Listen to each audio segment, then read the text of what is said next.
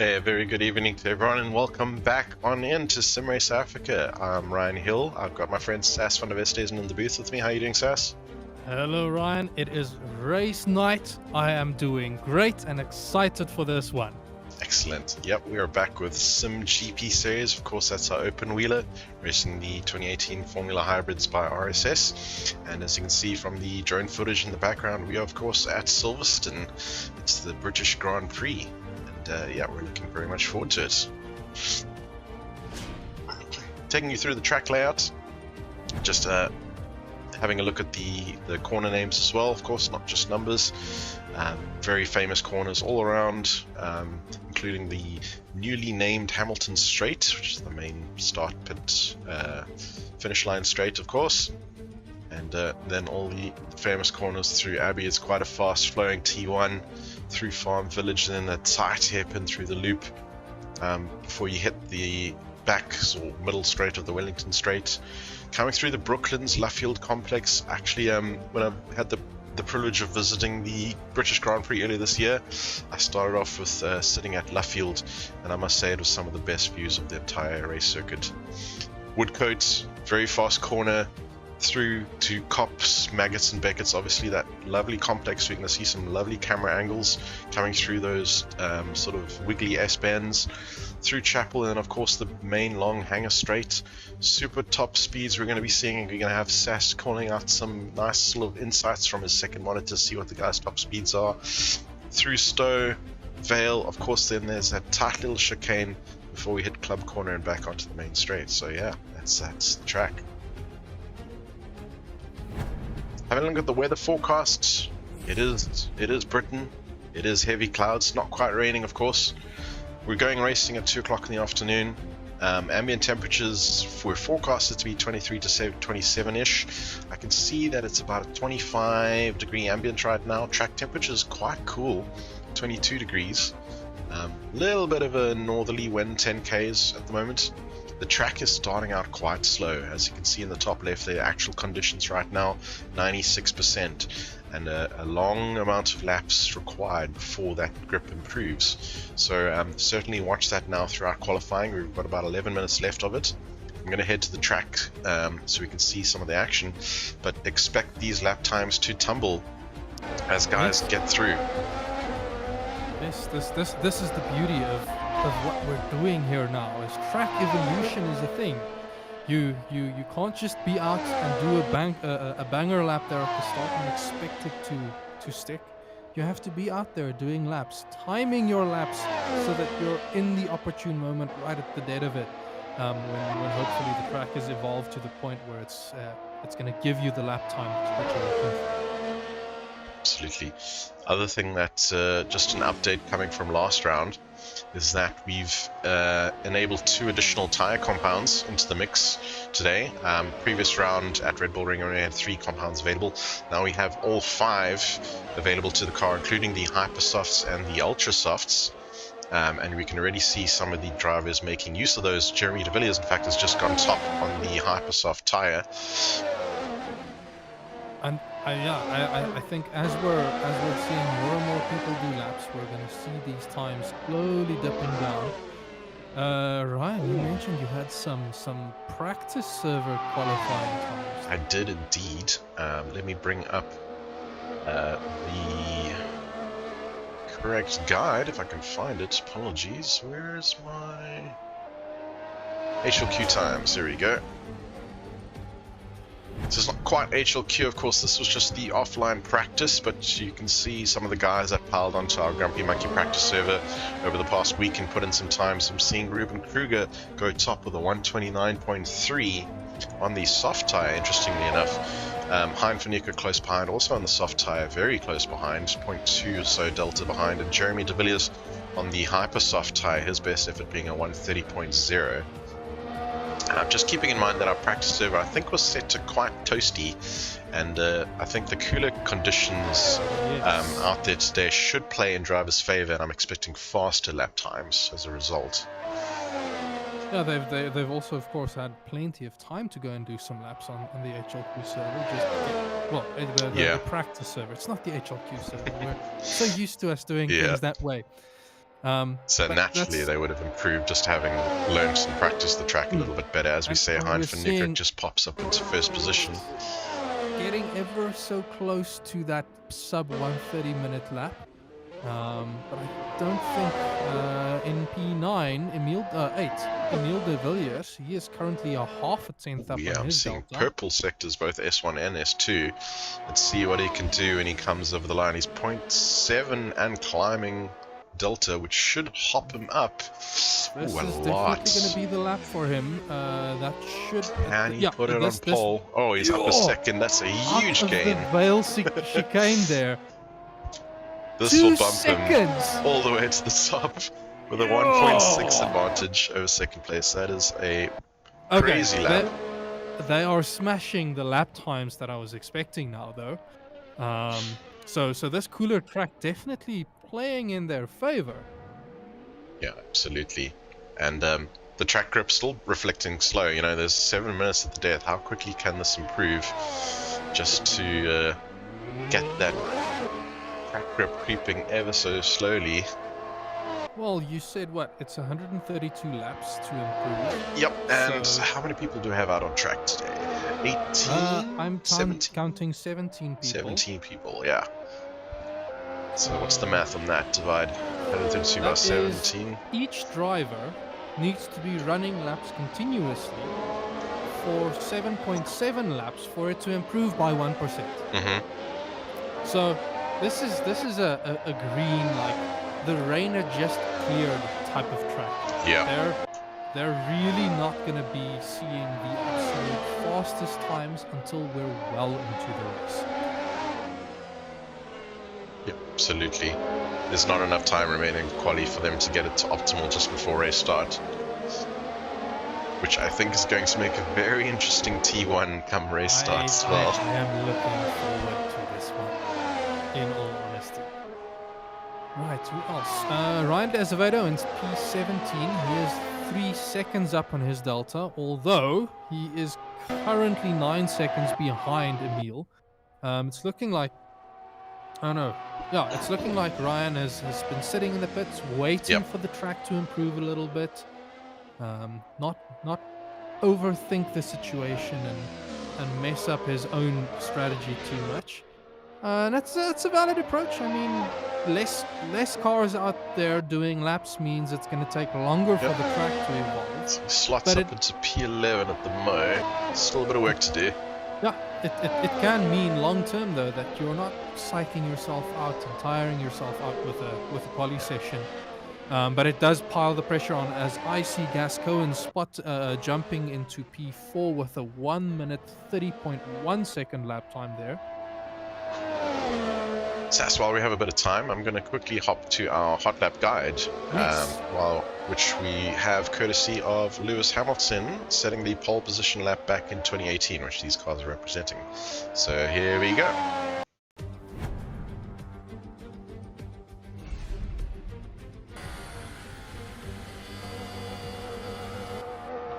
Cracker of a lap there by Sir Lewis Hamilton.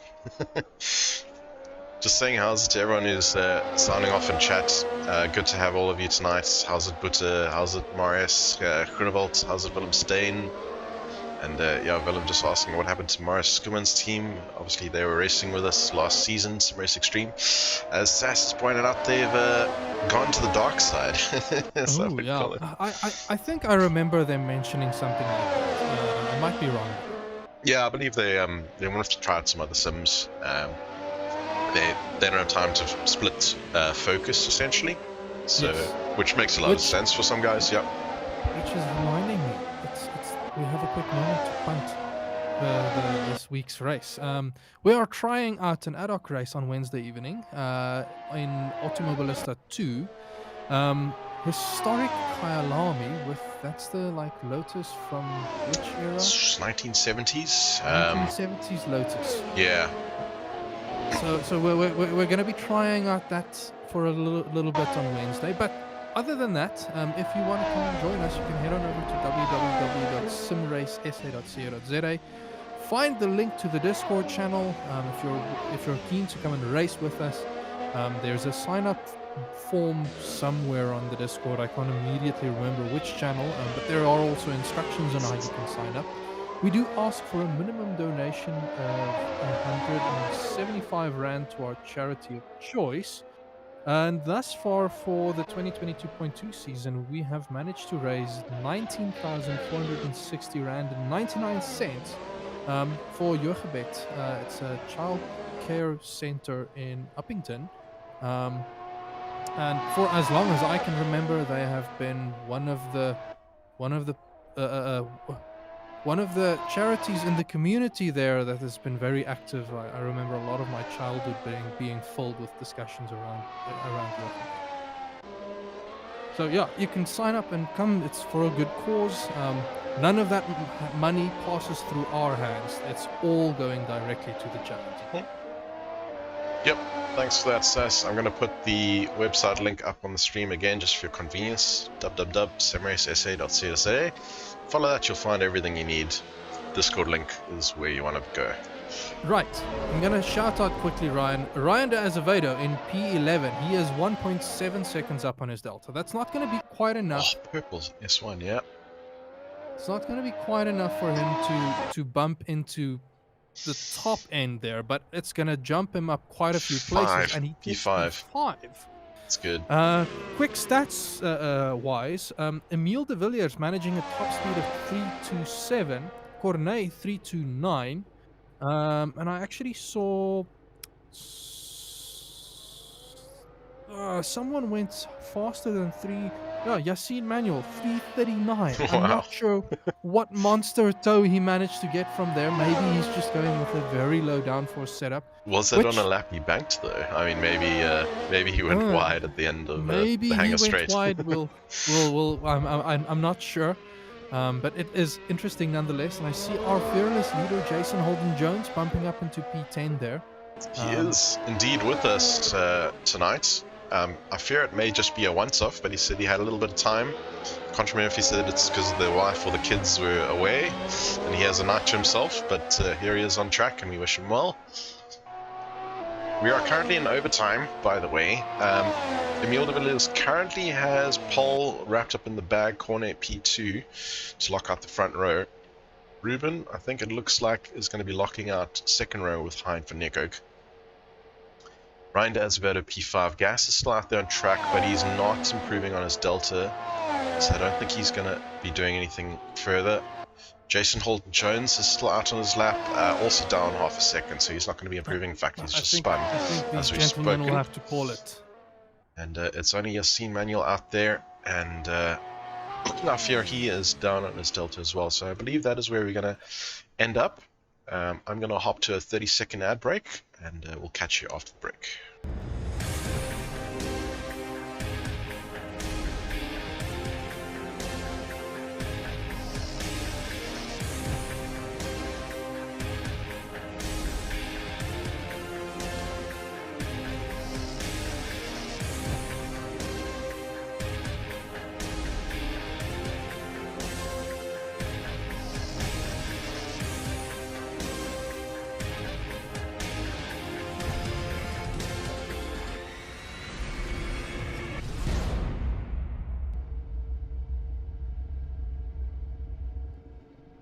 Alrighty, so while we just sit in the pits during overtime, drivers will be scrambling to put in their last minute changes, figuring out their pit stop strategies, double checking their start fuel, and yeah, very shortly we will be starting.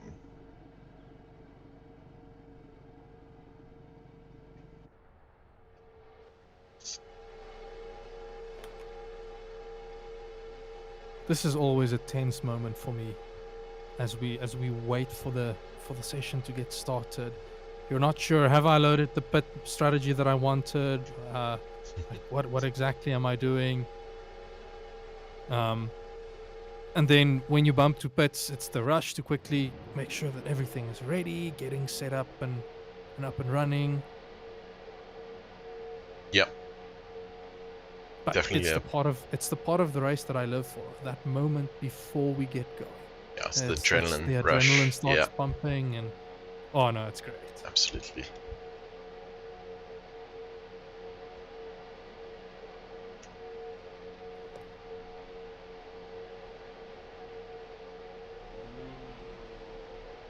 Right, so 30 minutes, 30 seconds to go about.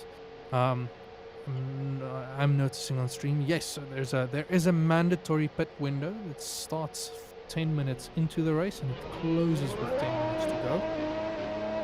And as I say that, the lights are starting to show. Engines are revving up. 1, 2, 3, 4, 5, 6 red lights. They drop the clutch and away they go. And you're getting Emil's off straight away. I spoke way too soon. That is commentator's curse if you want, if you've seen it. Oh no, now I feel bad. Right, P3, we've got Cornet and Ruben Kruger battling it out, but Hein van Niekerk is also in the mix there. They're going 3 wide into Brooklands here. This is... Teammates touching a little bit here and there. A little bit of Ruben Kruger and Hein van. Oh, they're colliding with each other. That's not going to be playing nicely in the team comms room right now.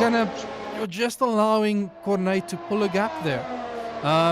Gascoigne now looking very racy. He's going for the inside move there. Can they make it Coming stick? through Cops. It's a fast right-hander. He slings it around the outside. I think he's got it done. No, Gas falls behind Hein still. So Hein manages to hold him off. Brilliant camera angle here of Magnussen Beckett. Oh, I love this camera angle. Oh yeah, it's great. Looks like Gas has he's pulled that out of the toe down the hanger straight here. I think he's going to try and hang it around the outside. He's defending against Ruben Kruger. That's my cue. Gas not managing the top speed that the guys ahead of him is managing. He's a whole 5 kilometers an hour slower than Hein, so he was forced to defend and just couldn't hold it. Although I do think that must have been Ruben Kruger that was using up some of his battery deployment there. Yep. And we've got, it looks like Jude Stewart in the pits. I think he's come in early just probably to repair some damage. He may have been involved in that lap one incident. It is unfortunate because it's going to be outside of the pit window, so he's going to want to repair that damage as quickly as possible. P7, Emile de Villiers, he's all over the back of Raymond Duggan coming into Brooklands and Luffield there. Raymond just parking it and Gas spinning up ahead of them. Gas is off the track, unfortunately, and he's dropping places. Didn't catch what happened to him, but he's fallen off and he's going to be coming back way back down the pack. Just over eager on the throttle there from what I could see. A bit of a wiggle there for Emile as he manages to collect it and hold it together.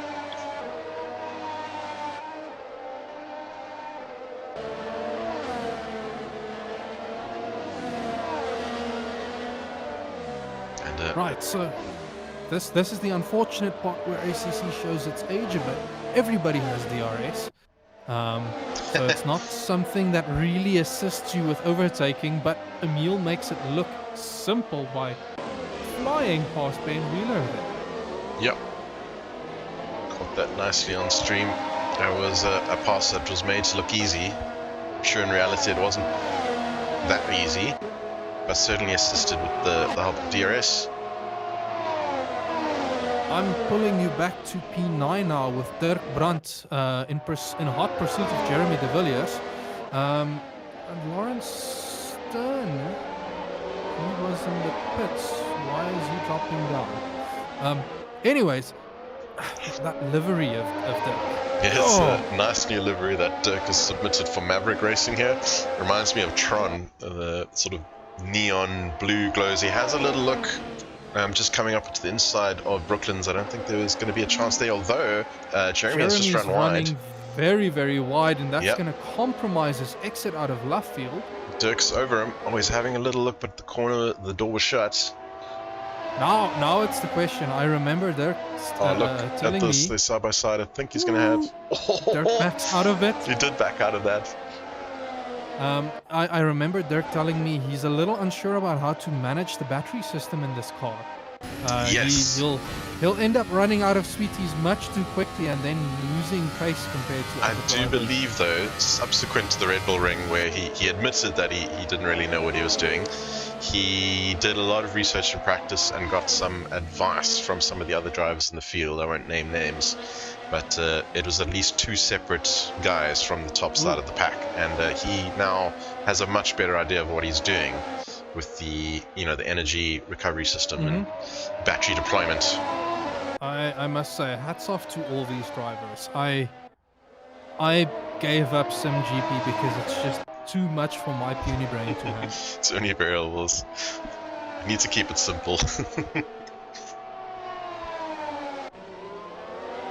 So yeah, keep an eye on, I think, a couple of guys towards the rear end of the pack here that I think are going to be making some recovery drives. Gascoigne being one. Ryan de Azevedo is another big name at the back here. Jeremy de Villiers is already kind of making his way through, already up to P7. Emil managed to recover really well. Emil's back into P3. Not bad at all. Pace-wise, Emil is... Okay, pace-wise, Emil is currently a second slower than Hein. But I am sure Emil will be quickly bringing down that lap time after the battles that he's had. For those that don't know, I calculate pace by looking at the average of their last 3 laps. Yes, it's a rolling window, so it's kind of more relevant to the current pace that they're doing. Yes. I was just having a look at the tyre compounds through the tower. I see Yassine Manuel is on mediums, pretty much everyone else on softs, bar Vincent van der Bank, who is on super softs. So, running some different strategies here. It looks Sorry, like... I'm making noises because I'm still watching Dirk and Emil and Jeremy. Dirk manages to get the overtake done there nice through the Vale chicane. Yes, so Yassine, the only one on mediums. I'm not 100% sure how long these tires can last. Pit window will be opening in the next 3 minutes. Yeah, I mean, they are running soft compounds, but the track temperatures are relatively low, 20 degrees. So I feel like the drivers may believe that they can stretch the softs for quite a decent amount of time. Yeah, I'll be honest, I have absolutely no idea what to even expect from these tires. I just know that traditionally I really struggle with softs in a setup course. Yep. Right, next battle. So P10, Yassine Manuel is battling with Gregory Hofart up ahead, but Lawrence Sterner and Gascoigne is closing in, so they're both on a bit of a recovery drive there. On board with Gascoigne, he looked tantalizingly close to the back of Lawrence Sterner for Odin Racing.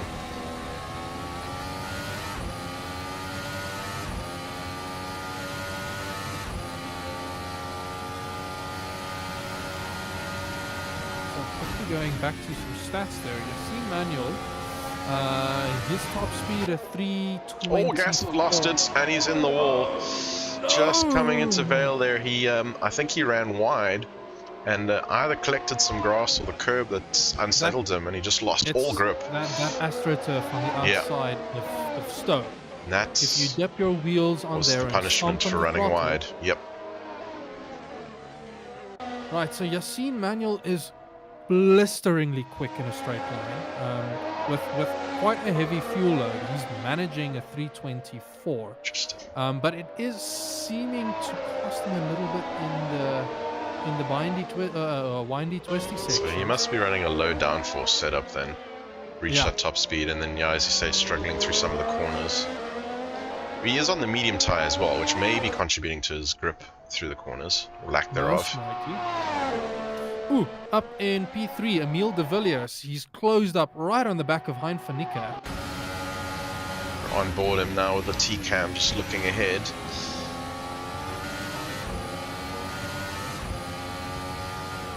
Not quite enough yet to close that gap completely.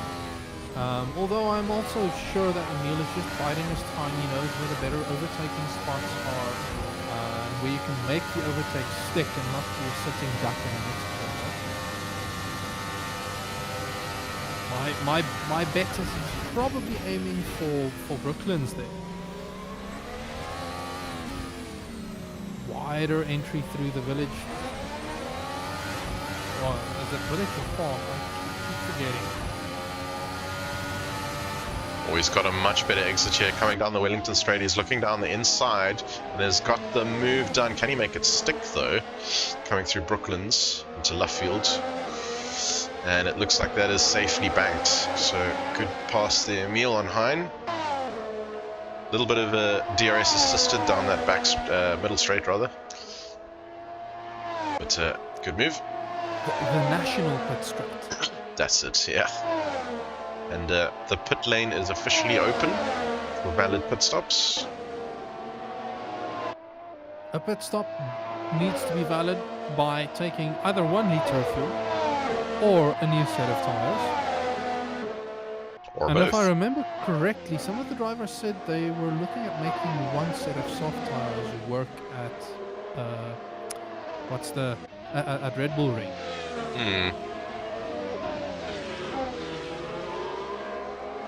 Yeah, I'm not sure how feasible that is here, being a bit of a longer track. Some punishing corners as well, although the cooler temps, maybe it'd still be viable. Maybe. So we see Cornet just put in the fastest lap of the race so far. And actually, you know, I thought I saw the tower blink purple on Ruben. Maybe that was just a personal best. It blinks purple on people that are doing their own personal best. I can tell you though, best lap is currently Emile de Villiers by he's done a 1:30.1 and Cornet has done a 1:30.9. Okay. At this stage, Emile is a good half a second quicker than Cornet. So he's only Cornet 1.5 is- seconds down. So does that mean like within about 3 to 5 laps, you might be seeing him He's on the within tail? striking distance, Yeah. but Cornet is an old hand at this. You'll be managing that pace and watching it carefully as we see just Jeremy getting past Dirk Brand in the middle pack here. In P12, Jude Stewart right on the back of Yassine Manuel. It's John, I think. Oh, John, sorry. He's got the DRS open and he slings it into the corner and there's contact. That was a bit hot, I Outbrakes think. himself. And fortunately the cars didn't spin around. They've all managed to keep going. I'm wondering, it's not looking like John is giving that place back. Naughty, naughty. Yeah, I don't want to say anything live on stream, but that might be Stewards and Korean coming.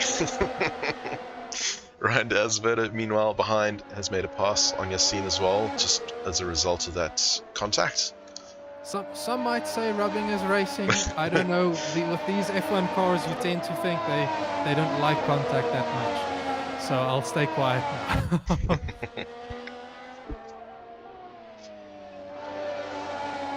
Yeah, so just for the viewers' benefit, we don't have live stewards for this race. Sorry, Sass. What's happening at P2? Emile has closed the that gap on has come up Cornet. way sooner than expected. I was saying 3 to 5 laps. This has been like 1 or 2. Nah, Emile is really putting down some good laps. His I'm just last wondering lap if Cornet made a 29.7. mistake somewhere. But yeah, we'll keep an eye on this battle. Yeah. Just recapping, that's how the stewards work essentially. We have post-race reviews where drivers, if they feel like they've been involved in an incident that they feel was dealt with unfairly on track, in other words, you know, the gentleman's rule not being upheld, they're welcome to report that incident to the team of stewards we have after the race, which will be looked into once they provide sufficient footage and evidence. And that will result in, could result in time penalties applied to the timesheets after the race is done, essentially. So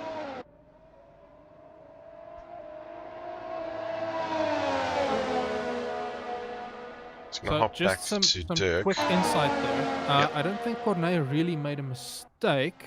I'm looking at his lap Here comes the pass. I times. think Dirk is up the inside on the hanger straight.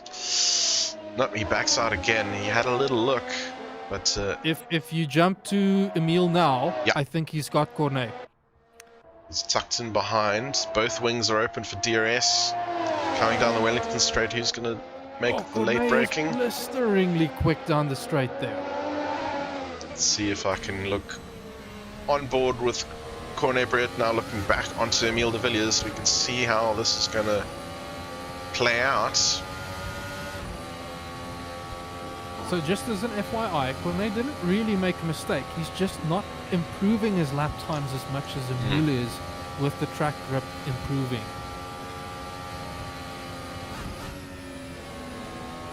Oh, look how close Emile got through that section there. Oh, just nose to tail there. You can almost throw a blanket over there. Wings wide open down the hanger straight. Let's just see through Stowe. I have a gut feeling Cornet is using up all his sweeties. Emile is just biding his time, applying pressure. This is kind of one of the things that does frustrate me a little bit about the F1 cars. It's not obvious when a car is using the DRS deployment. Yeah, I have no idea.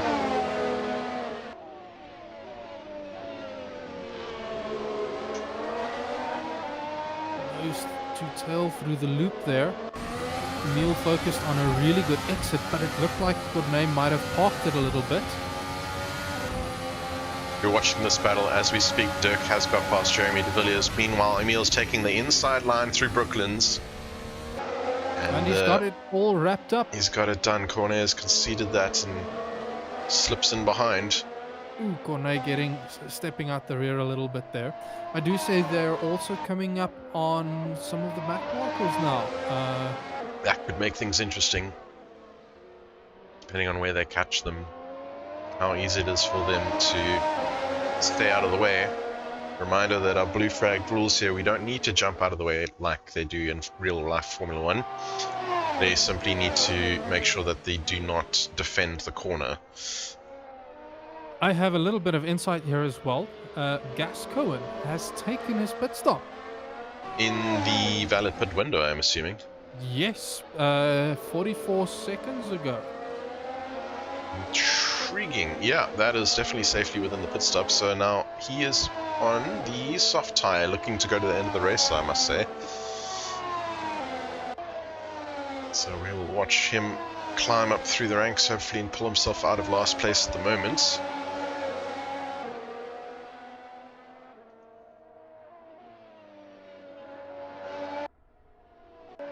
Hopping back up to Jason Holden Jones at the moment in P13, also looking to continue to improve after I think being caught up in some of these lap 1 incidents. He is currently a good second quicker than John Stewart up ahead.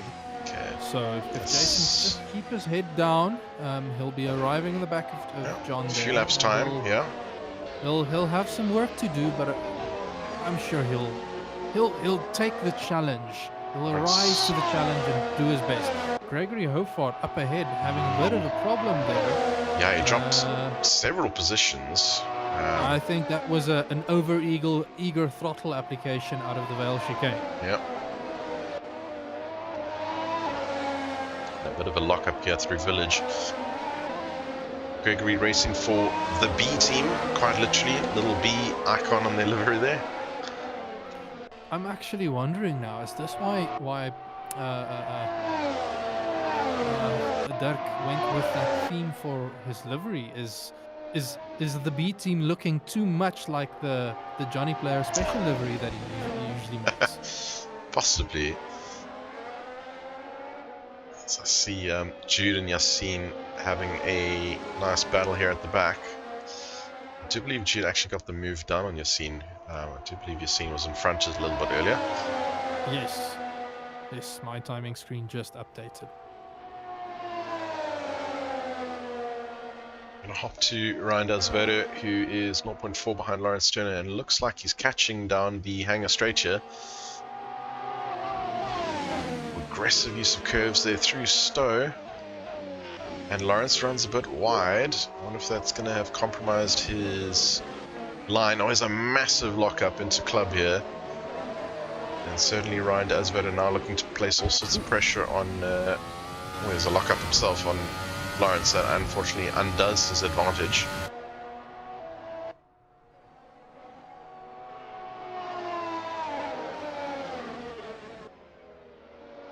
Emil has currently put in the best sector 1 from what I can see.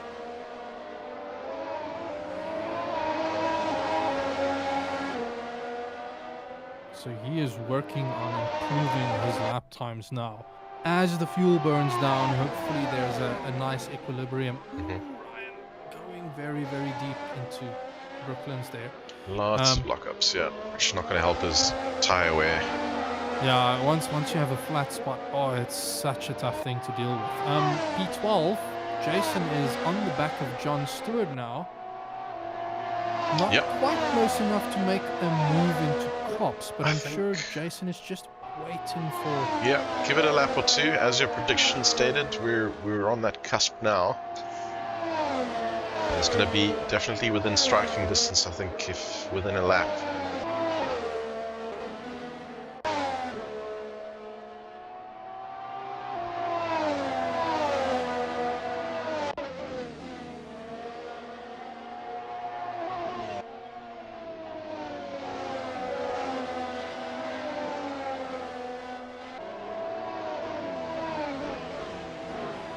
And Jeremy de Villiers is in the pits. Okay, that's quite an early pit stop, I think. First of maybe the front runners, essentially. I have this eerie feeling he's trying to undercut Dirk. Yeah. They've been battling quite a bit tonight, and he's just trying to get some track position with the pits here. He's coming up the tunnel exit now, and slots himself, or yields actually now to Yassine Manuel, slots back in safely. That was a very, very quick pit stop. He spent, compared to Gas, who spent 77 seconds in the pits, Jeremy only spent 42 seconds in the pits. So I think there wasn't a tire switch there. Yeah.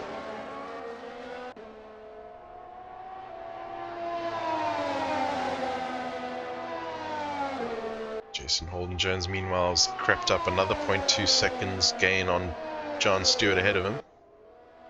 Give it another half a lap or so. I think it's just now a problem of following through the corners is becoming a little tougher, and maybe even it's John defending a little harder with the ERS deployment. Every single straight they have, and there's a few of them at Silverstone, Jason's going to be able to continue to enjoy that toe and get closer and closer.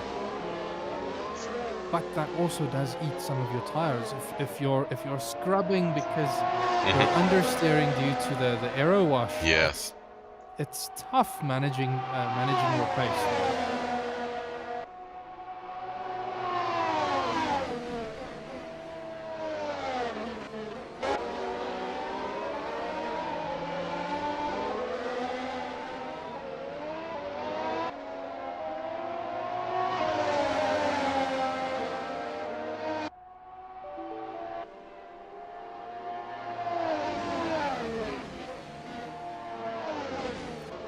P9, Ryan de Azevedo, looked to be right on the back of Lawrence Sterner through Luffield.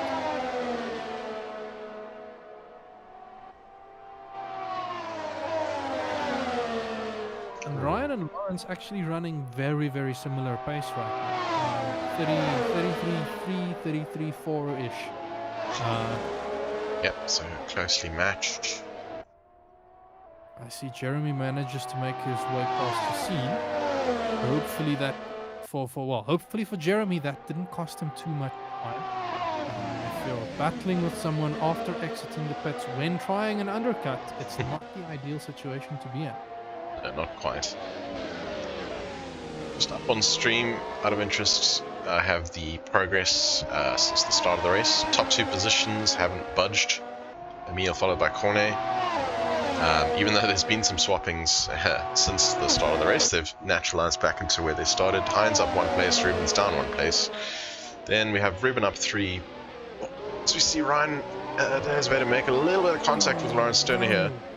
But I think they both managed to keep going. And Ben Wheeler and Dirk Brand certainly the best winners since the start of the race, both up 7 and 8 positions respectively.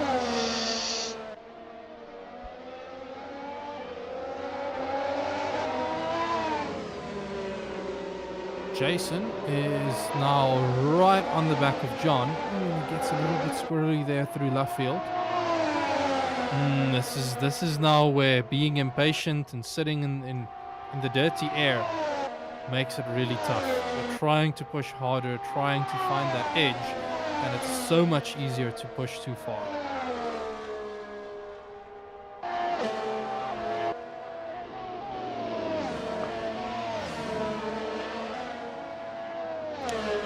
Ryan Azevedo, he's on the outside now going into Stowe. I think he might even have the overtake done. Lawrence must have had a really bad exit coming out of Maggots and Beckett's there.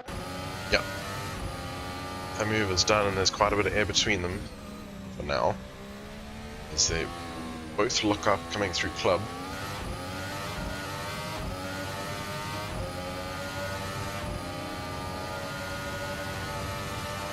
Quickly compare. Dirk Brandt, current pace. He is a good half second quicker than Jeremy, so Jeremy's undercut does not seem to have worked.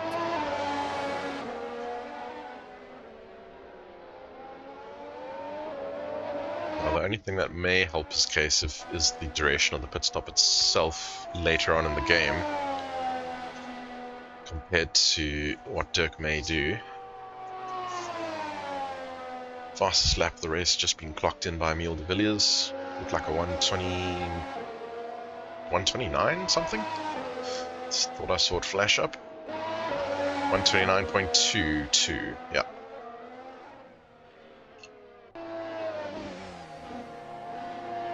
So he is out in front and setting the pace. Also coming up in some back market traffic, however.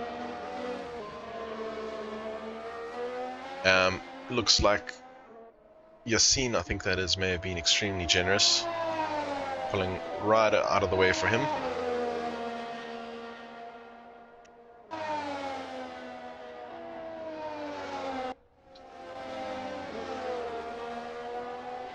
Just hopping back to Jason Holden-Jones, still trying to hunt down John Stewart here. There's a bit of an ebb and flow there with them. Jason is now starting to lose pace compared to John. Where he used to be a half a second quicker, he's now struggling to match him. Which is making me wonder if Jason shouldn't be thinking of an undercut here. He has shown that he can be quicker, he's just not able to capitalize on closing the gap and then getting the overtake.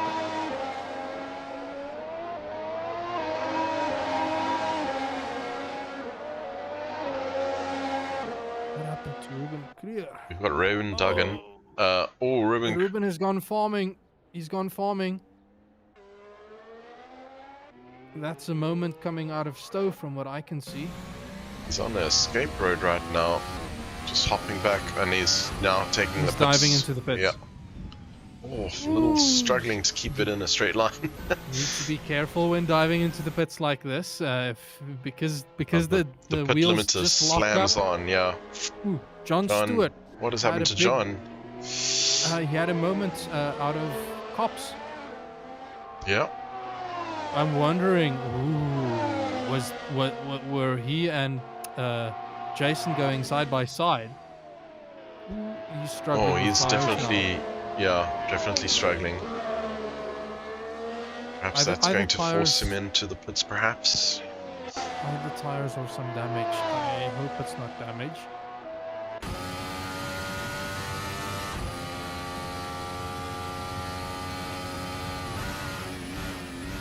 So at the moment, I'm also quickly looking at Dirk he is a second quicker than Ben Wheeler up ahead.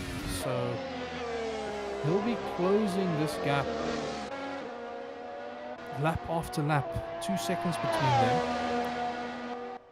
But I'm sure Dirk will be arriving there soon and he'll then have to make the call. Pit or wait it out to see if he can gain track position before pitting.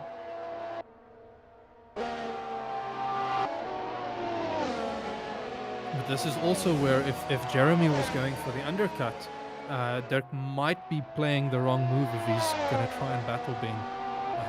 The battle is definitely there. I just think doing so before pitting might be the wrong way to go. Yeah. Especially if you can get close to Ben, pit and undercut him.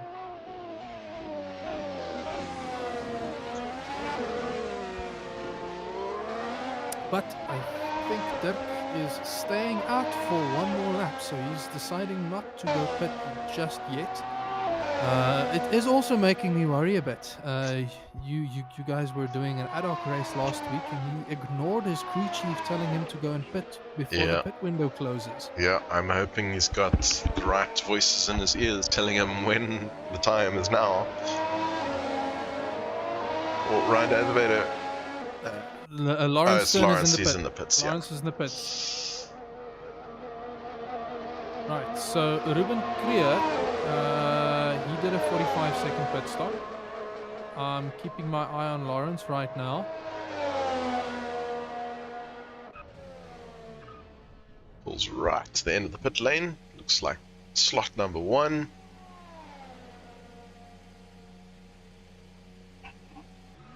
That looked relatively quick. That is a 41.9 second pit stop. Including the drive, not just the stop. Yes. Maybe it's a feature request I can go and add. Time stationary. Time stationary. Alright, and that has put him... There's a car next to it, but I think that might be now a blue flag coming through. Yeah. Just moves out of the way for Skytrim Racing. Ben Wheeler pits. Alrighty, so that's triggered. Dirk Brand gets bumped up another slot temporarily as a result. Which I now think, if Dirk is good on pace, keep at it. And be ready to pit when you need to. Yeah. Judging by the amount of time people are stationary, I have a slight suspicion they're... I don't know. I really don't know. It's such a quick stop. Yeah. He also doesn't have any traffic in front of him, from what I can tell from the track map, so he's enjoying some clean air right now. So if his pace is good, he may just decide to stay out there and put in some good laps, clean laps. But so, judging by that 40 seconds extra, that means Dirk will fall back. 2 places, roughly. I'm not sure if he's going to be ahead or behind Ryan Azevedo, for example, if he pits now. If Dirk pits... No, he'll be ahead of Ryan Azevedo. Oh, wait, actually, tracking the time in the pits is not really going to give an indication of how much longer the pit stop actually took. I'm going to have to do some math. You're just thinking about the entry to the pits itself before the pit lane triggers. That's quite slow. Generally, how much time is lost under pits? Looks like around about 35 seconds. So you might be spending 42 seconds in a pit, not losing all of that. Yeah. And that's what I'm trying to get at, because the gap to Jeremy de Villiers from Dirk is around about 40 seconds. In fact, I have the ability to bring that up on stream of the tower. I think it's called gaps. Yeah, straight up. So Dirk Brand is 43 seconds behind Ruben. Oh no, that's behind Leader. Apologies. So I can see he's got 24 to 43 and then 101. Speaking of, Lawrence is right behind, I think it's Jude Stewart right now. Okay, so judging by that, Jeremy is just under 40 seconds behind Dirk. So it is going to be close when Dirk comes to pit. Where he exits, he's likely going to be ahead of Jeremy. But it might have worked out for Jeremy if he can keep up the pace now. Yep. I am quickly checking pace comparison. Behind for Nickuk, by the way. Sorry to interrupt. It's in the pits, and we have a battle here on track with John and Lawrence. They're going side by side. In fact, Lawrence has just got past John Stewart there through Luffield. Carry on, Sass. No, okay. So I think Dirk is safe. Okay. From what I can see pace-wise, Jeremy is still slower than Dirk by almost a second.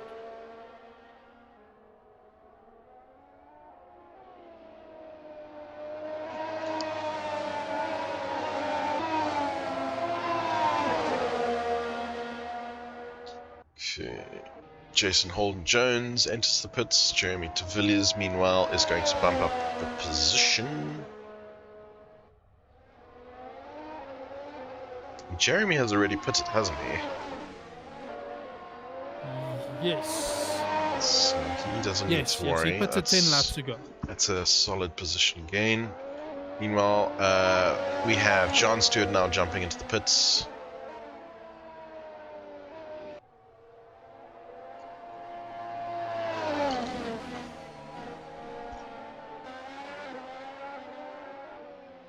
Jason coming out in some good clear air, but he's got Gregory Hofart right on his tail. If I remember correctly, Greg was ahead of Jason somewhere before the pits.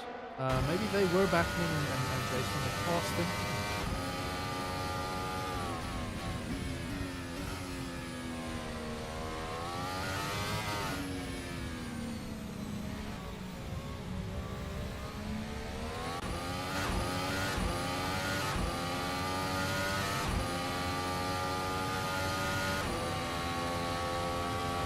So yet to pit, Corné Breed, Raymond Duggan, Dirk Brandt, Ryan de Azevedo. That's the four of them. 1, 2, 3, 4. 4 of the drivers that still need to go and take their mandatory pit. There is 13 minutes and 30 seconds left. Still more than possible to push out the pit stop until a little bit later. 13 minutes, you mean, of the pit stop? Yeah, 13 minutes for the pit window, yes. Not for the rest. Yeah, there's still quite a bit of time. And this is where it gets really difficult judging the strategy. Jeremy looked like he went to pit to get it out of the way, but then lost out because he came out with maybe slightly cooler tires and it took a while to heat up.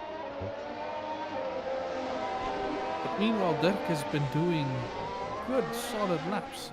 Not race. Oh, Raymond Duggan is in the pits now. Yeah. And Dirk, they're both in the pits.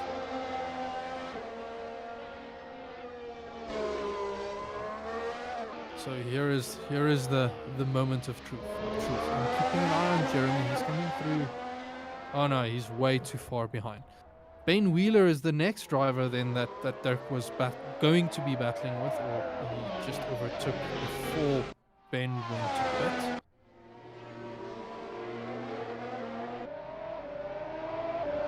I think Dirk's gonna exit the pits before Ben even manages to cross the finish line.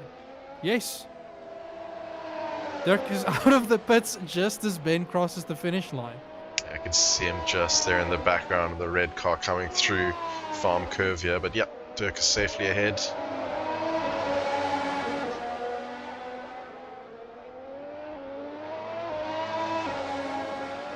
So Dirk managing to pull a gap of almost 10 seconds, 7.5, 8 seconds on Jeremy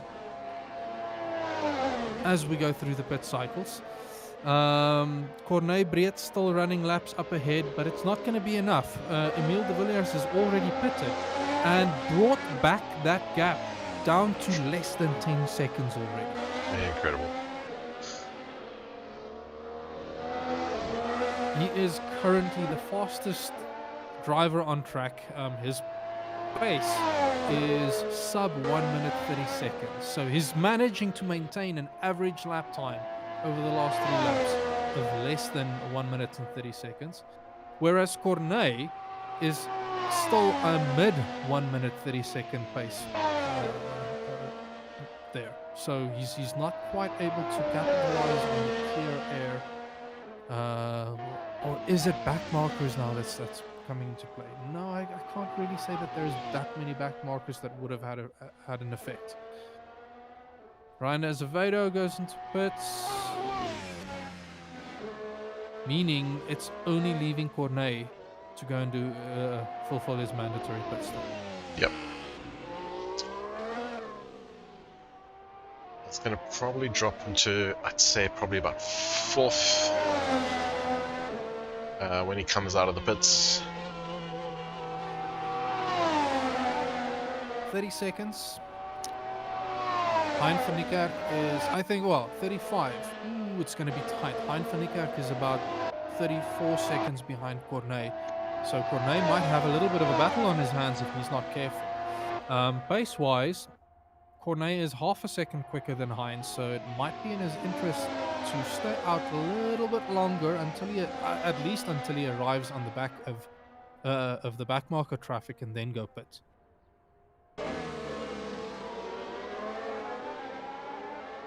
But you need to be careful not to push it too long, because it's not about when you drive into the pits. It's actually to the point of when you go and stop, where it comes into play.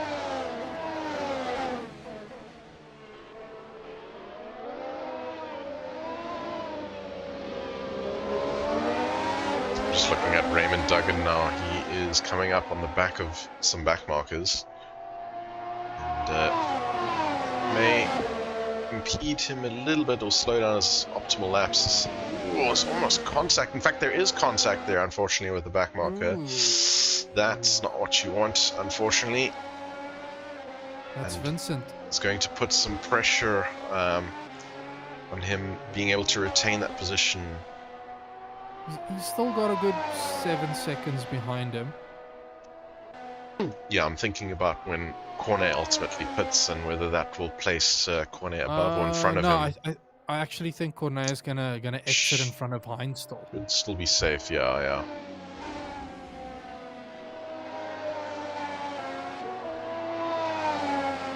Raymond Duggan is much too far behind. Yeah. To even contest with Cornet. Okay.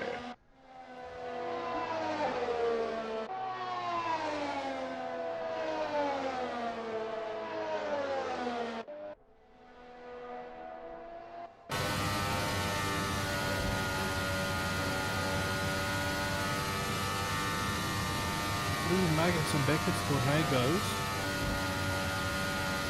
He is starting to close up the gap ahead of him to the back markers. That's Jeremy de Villiers he's arriving at the back of. It could be interesting if we see some...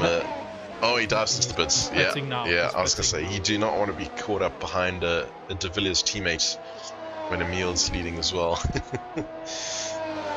No, I think at this stage, Cornet knows that Emile will take the win. Yeah. He needs to look at... Securing the podium. Securing the podium. Yeah. Or at least securing the second step of that podium. Yep. Right, I am quickly jumping back. Hein van Niekerk is coming around Stowe right now. I'll keep an eye on Cornet's pit. He's got 10 seconds left if he's taking the same pit stop as the rest. Ooh, it's gonna be close, but I think Cornet is also gonna exit the pits just as Hein crosses the finish line. Cornet is out of the pits. And a good 7.5 seconds ahead of Hein. This is now where a lot of drivers have shown that I think after pitting that heat cycle seems to do something with the tires and they're not 100% comfortable with it. I also see that Yassine Manuel, he's now in the pits. He's been there for quite a while. Oh no. Possibly repairing some damage.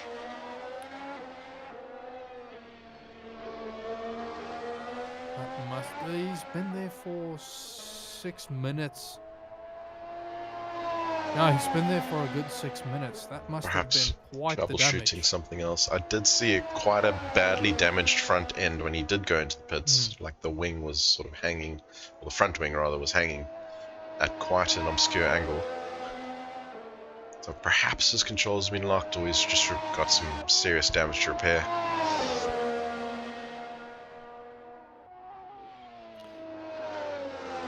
Jeremy de Villiers, currently almost a second quicker than Ben Wheeler up ahead. And it's also looking like Jeremy is starting to improve on his personal best.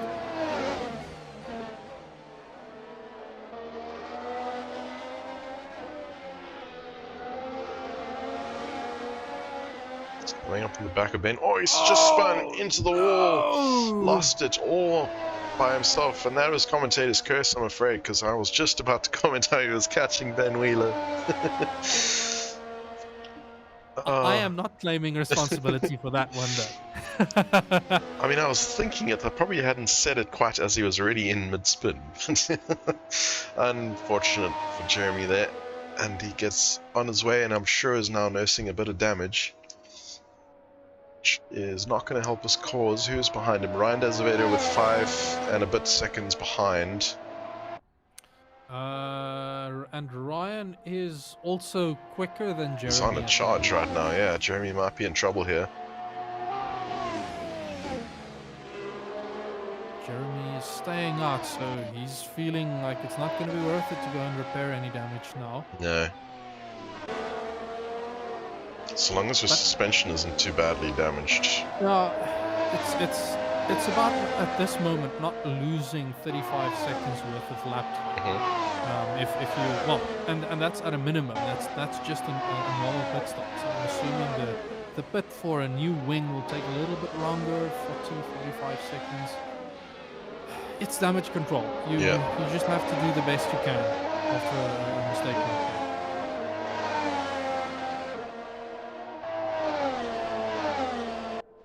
And Finicuk putting in his personal best lap, 1:30.4. That gap to Cornet is closing though. He's got 5 seconds to make up. Is there a pace difference? Yeah. Pace-wise, pretty similar. Maybe 4 tenths in Cornet's favor. But that said, I'm curious where exactly Cornet is. There's clear air between them. Cornet exited the pits with 7.5 seconds too high.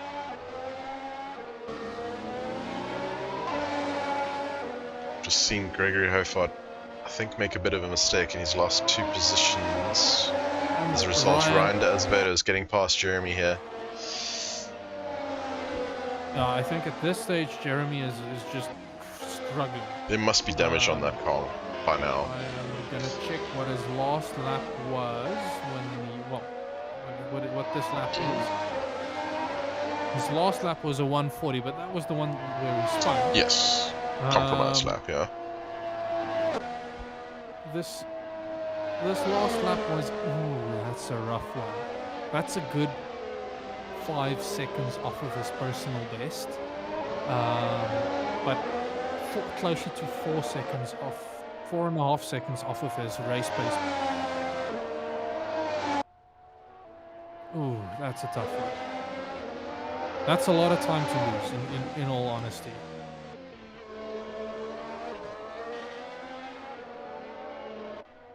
I don't even know how many laps we have left. 12 minutes left on the clock. Cornet has pitted. Yep. Everyone has pitted by now. Yes. I was watching it. I was just. Yeah, I think we're not expecting anyone else to come in again. How many laps have we done? 31. 31. Gascoigne pitted right at the start of the race there. Yeah, it was very early pits, yeah. He has not really managed to capitalize on being able to stay out. I think we've probably got about 8 laps left. Jason Holden-Jones. It's close up to the back of Jeremy. And, what's happened here? Jeremy, I think, is still feeling the pressure from his damaged car. This is going to be it. Yes. Jason is relatively easy pass there in the end. So Jeremy's last lap, still 2.5 to 3 seconds slower than what he can be doing. I'm going to jump on board with Jeremy and just see if we can see if he's holding his steering wheel at any strange angle down the straights. Looks pretty straight. Maybe it's just a hell of a lot of air damage. No, it's that front nose. Once your nose goes, when you're expecting to turn and the car to react and it doesn't, you're gonna overturn. Yeah. and just scrub that front tires to Oh, death. actually, that angle there, we did see the wing. It looks like it's at an angle, front wing. Pretty sure that's that left front looks down. Yes. So he's got a bit of damage there, and he's just managing it to the end now. Yeah, we can see a good picture of it here on stream. That's definitely slanted at a solid angle.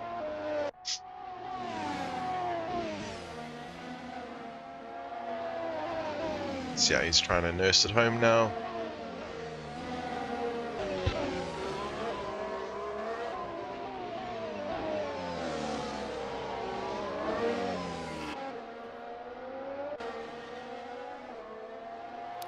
So also Jason Holden-Jones currently 9/10 quicker than Lawrence Turner up ahead. So the gap is 1 second. So that's in striking distance. This is striking distance, and there Yassine disconnects. So he's had a bit of some trouble there. Unlucky Yassine. So there's just under 9 minutes to go before checkered flag is out. It's all about piling on the pressure now. And that said, so Jason is quicker than Lawrence Stern. He's also quicker than Ryan de Azevedo. But I don't think there's enough time to catch. Oh no, there is. There's a 1.5 second gap between Lawrence Stern and Ryan de Azevedo. Yeah, I think this battle is coming.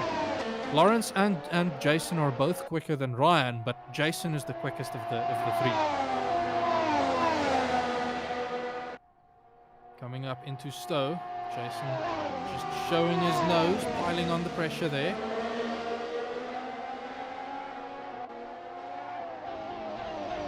Does he go for the move into Vale? Oh, has to take avoiding action, I think, and he's lost some momentum as a result. Yeah, he had to take avoiding action, otherwise that was going to be a collision. Kudos for starting that, about to happen. Now he's got to make up all the hard work again. This will give Lawrence a little bit of breathing room to try and capitalize on a move against Ryan. If he can get past Ryan, that's work that Jason also has to do to get back at him. Yep. With not a lot of time left. But I am full well expecting Ryan to be elbows out right now.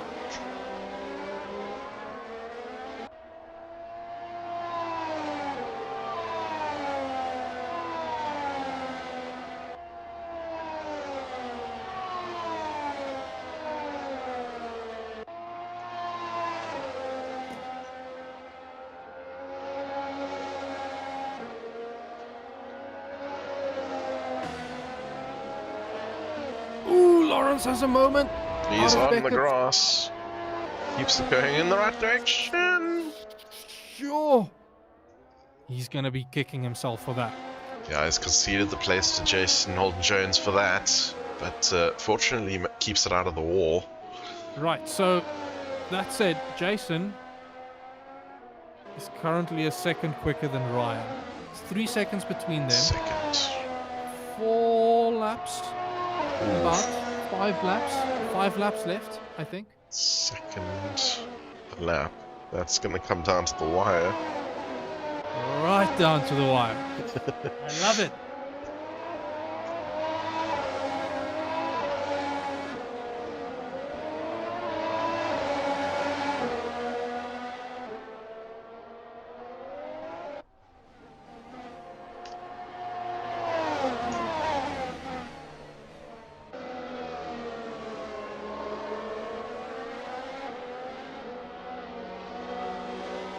That was Ben Wheeler coming through.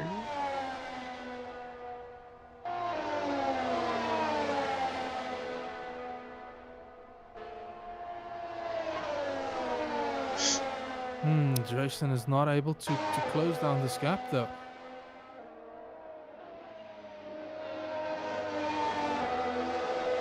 Oh, there's backmarker traffic between him and... Yeah, I've just seen him yield to 1.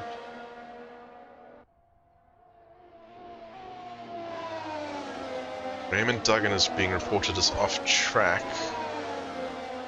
Can I jump to him quickly enough? That is out of village onto the It's Wellington back on Straight. now. I think he had a bit of a moment, stepped a wheel onto the grass and it spun up.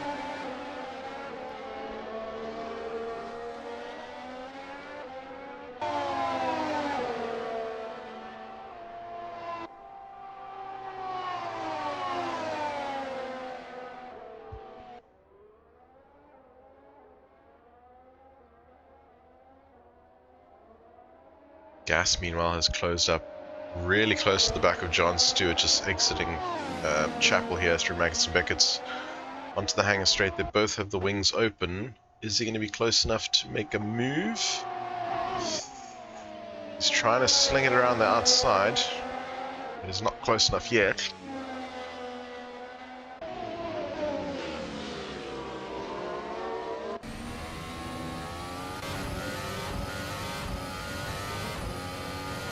Should be an easier overtake. Gas is 2 seconds quicker than John at the moment. Well, 1.5 seconds quicker than John at the moment. Ooh, I've just seen John get all over that sausage curb, which unsettled him.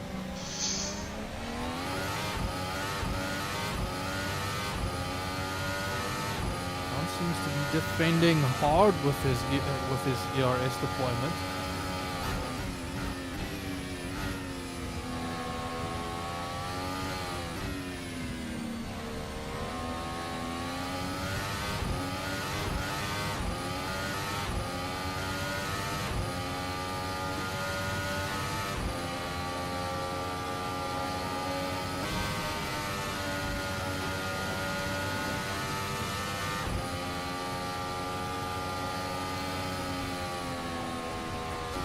Is just biding his time, trying to get a good exit here. Seems to have the better run through Maggots and Beckett's.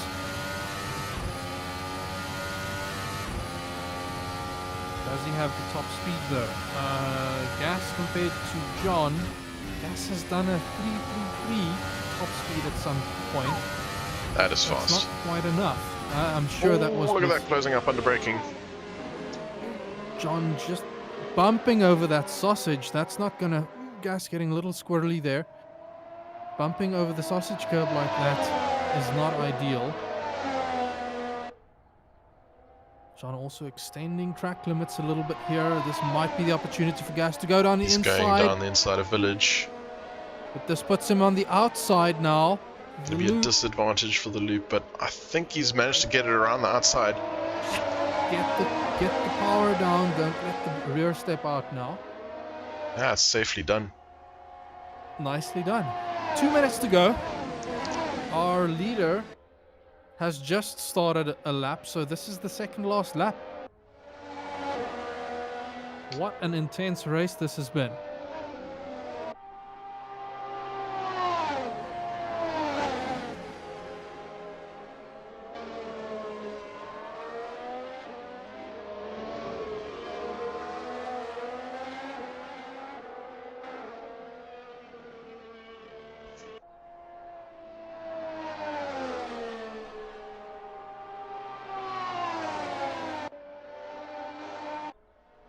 Interesting. Fastest lap currently going to Corné Breed. 128.9 compared to Emil's 29.2. Sure. Jason is all over the back of Ryan Azevedo now in P9. This is going to be it. Second last lap. Down to the wire. There's a little bit of back market traffic ahead, I think. Did say it was going to come down to the wire. Ryan running a somewhat defensive line there. Jason not quite able. Ooh, missing the apex almost completely there. This back market traffic, though, may back De Azevedo into Holden Jones. We'll have to see how it plays out. I'm still trying to figure out who the back market traffic is.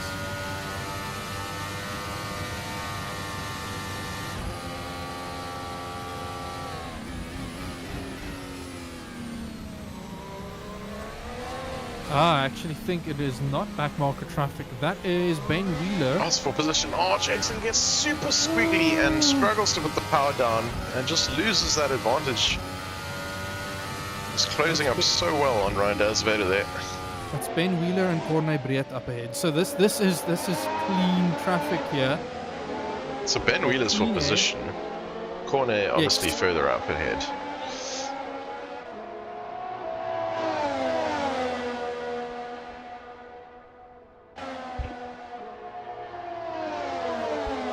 There's only a handful of places to try and make this overtake stick now. Good exit out of Beckett's. Ryan running very wide there through Beckett's, but he gets a tremendous exit, it seems. All of the ERS deployment now. Yeah. Takes the defensive line. Jason takes a slightly different line. He's trying to capitalize on the exit. They're not going to go for this under braking. Was a bit of a lock-up. Parks it on the apex. Come on! Oh, I don't know if that was contact, but there's a little bit of a curb stuffle as well. Oh, okay. That's Well over the line, down to the wire. Meanwhile, Emile de Villiers, I'm going to run the podium ceremony. You've got Emile de Villiers parked up very nicely for my camera shot there. Corne Breed takes home P2, and there's a bit of a contact spiel at the end of the straight here, taking home P2. Hein van Niekerk qualified P4. He's come home to take a podium finish. He's going to be ecstatic with that.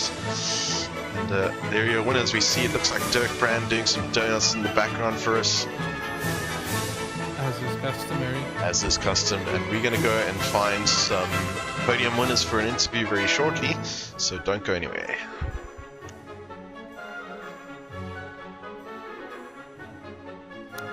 Alrighty. I have got our race winner here with us. Emile, congratulations. Thank you. You sound out of breath. How was the race? Eventful, to say the least. For starters, at the start, spinning out was... I thought it was over, but I'm very glad that I could have recovered it. Yeah, epic comeback. Well done, Emile. Thank you. Cool. I've just found our P2 and P3. We'll start with you, Corne. Congrats on your solid P2. Tell us, how'd your race go? Yeah, off the start I saw Emile spin out, and I thought, okay, this is the opportunity. But as the race progressed, I just saw how quick he was catching, and when he finally reached me, I noticed that he's obviously not going to take a gap because he had the pace. So I tried to keep him behind me cleanly as long as possible, but eventually he jippered me into one of the corners and he got fire. But other than that, I knew it was just racing for P2 from there, and trying to manage the gap between me and Hein. And towards the end of the race, I realized, but after I had a quick stint, I was just slowing down, and when I realized I accidentally put my recovery into 0. Oh no! I had a very couple or 3 or 4 laps. It was quite slow, and it took me a while to pick up. But at least by then I've done all the legwork. Awesome! Congrats. Hein? Yeah, Hein. How did your race go? Qualified P4. I'm sure you're happy with coming home with that podium finish, eh? Yeah, it was just a bit rough in the start when we went 3 wide racing and broke a cardinal rule and collided with Ruben. That was a bit rough. We saw that happening. I'm assuming no team orders were involved there. Just a lot of team swearing. Yeah, but no, Ruben actually apologized. He wanted to get the cut back on Corne, and then he didn't think I was on the inside, and yeah. But when you guys got past me around the corner, I was surprised you didn't just push the pass to defend and I just slipped by it. Yeah, I'm not sure. I was shaking. That was terrifying.